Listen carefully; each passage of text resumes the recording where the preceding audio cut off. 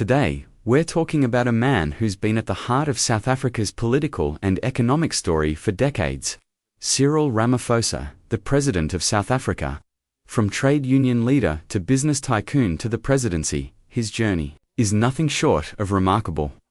So, who is Cyril Ramaphosa? Grab a snack, hit that like button, and let's get into it.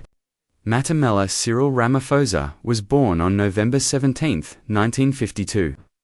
In Soweto, Johannesburg, during the dark days of apartheid, growing up in a working-class family, Cyril saw firsthand the injustices of a system that oppressed black South Africans. His parents, a policeman and a homemaker, instilled in him a sense of discipline and resilience. As a young man, Cyril was bright and ambitious. Studying law at the University of the North, now called the University of Limpopo. But it wasn't just books that shaped him, it was the fire of activism. See, Cyril wasn't just a bystander.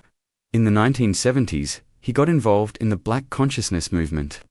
Inspired by leaders like Steve Biko, he was arrested for his activism, spending months in solitary confinement. That kind of experience either breaks you or builds you, and for Cyril, it fueled his determination to fight for justice. Fast forward to the 1980s, and Cyril Ramaphosa became a powerhouse in the labor movement. He co-founded the National Union of Mine Workers, or NUM, in 1982, at a time when South Africa's mining industry was the backbone of the economy, but workers faced brutal conditions. Cyril was a master negotiator, leading strikes and pushing for better wages and rights for black miners. Under his leadership, NUM grew to over 300,000 members, making it one of the most powerful unions in the country. This guy was fearless. He wasn't just fighting for workers, he was challenging the entire apartheid system.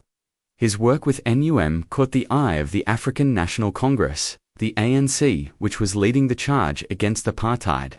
By the late 1980s, Cyril was a rising star in the struggle. When Nelson Mandela was released from prison in 1990, South Africa was on the cusp of change. Cyril Ramaphosa played a huge role in this transition. As the ANC's chief negotiator, he sat across the table from the apartheid government, helping to hammer out the deals that led to South Africa's first democratic elections in 1994. Imagine the pressure. One wrong move, and the country could have descended into chaos. But Cyril's cool-headedness and strategic mind helped pave the way for a peaceful transition. Now, here's where things get interesting. After Mandela became president, many thought Cyril was next in line for a top leadership role. He was young, charismatic, and had serious credentials. But in a surprise move, he stepped back from politics. In the mid-1990s, why? Well, some say he was sidelined when Thabo Mbeki was chosen as Mandela's deputy. Others say Cyril wanted to explore a new path, and boy did he. Cyril Ramaphosa traded his union boots for a business suit, diving headfirst into the world of commerce.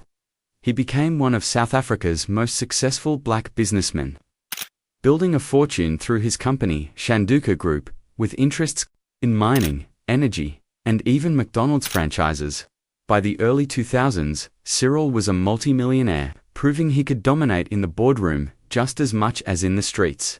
But not everyone was a fan. Critics called him out, saying he went from fighting the system to profiting from it. His wealth raised eyebrows, especially when his name was linked to the tragic Maracana massacre in 2012. Where 34 striking miners were killed by police. Cyril was a non-executive director at Lonmin, the mining company involved, and emails showed he called for action against the strikers. He later apologized, but the incident left a stain on his reputation. Despite the controversies, Cyril's political star wasn't done shining. In 2012, he made a comeback, becoming the ANC's deputy president under Jacob Zuma. By 2017, he narrowly won the ANC leadership race, setting him up to become South Africa's president in 2018 after Zuma resigned amid corruption scandals. Cyril promised a new dawn for South Africa, a time of renewal, anti-corruption, and economic growth. So, what's it been like having Cyril Ramaphosa as president? Let's break it down. On the plus side, he's pushed hard to clean up corruption. His administration set up the Zondo Commission, which exposed massive state capture under Zuma. He's also tried to stabilize South Africa's struggling economy, attracting foreign investment and promoting renewable energy. And let's not forget, he's led South Africa through tough times like the COVID-19 pandemic, where his calm leadership won praise. But it hasn't all been smooth sailing. South Africa faces huge challenges. Unemployment is sky high, especially among young people, at over 40%. Inequality is still rampant, and load shedding, those rolling blackouts, have frustrated millions. Critics say Cyril's reforms are too slow, and the ANC's internal divisions don't help. Some even argue he's too cautious, trying to please everyone instead of making bold moves. Still, Cyril Ramaphosa's impact is undeniable. He's been a bridge between South Africa's past and its future, balancing the weight of history with the demands of a modern nation. His global presence is strong too.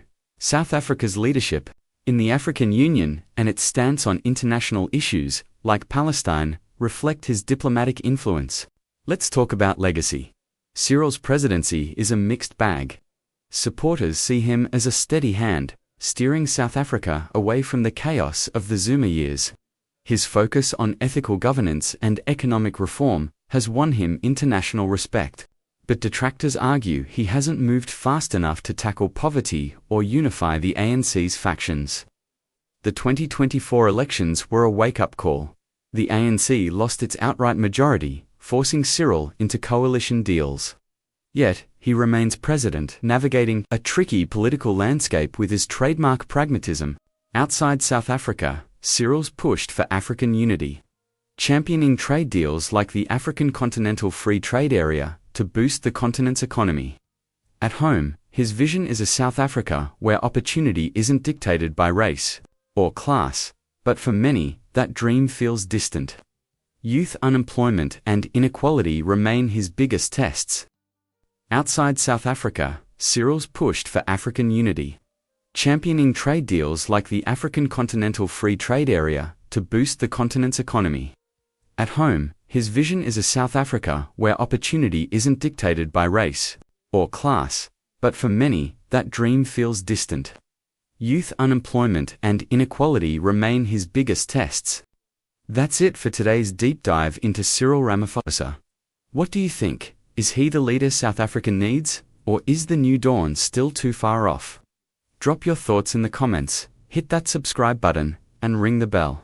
For more in our African Leaders series, thanks for watching, and we'll see you next time. If you enjoyed this, give us a like, share with your friends, and check out our other videos on Africa's game changers. Until next time, keep learning, keep growing, and let's celebrate the leaders shaping our world.